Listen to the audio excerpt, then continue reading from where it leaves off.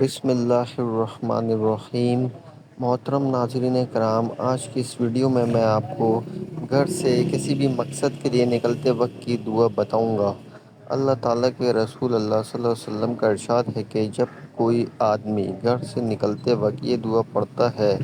بسم اللہ توکلت علی اللہ لا حول ولا قوۃ الا باللہ، بسم اللہ توکلت علی اللہ لا حول ولا قوۃ الا باللہ،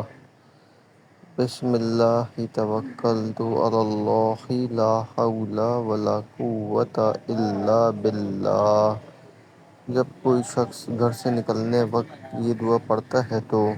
اس وقت اللہ تعالیٰ کی جانب سے اسے کہہ دیا جاتا ہے: تو ہدایت و کفایت کیا گیا اور ہر قسم کی تکلیفوں، ناگہانی مصیبتوں سے بچا لیا گیا۔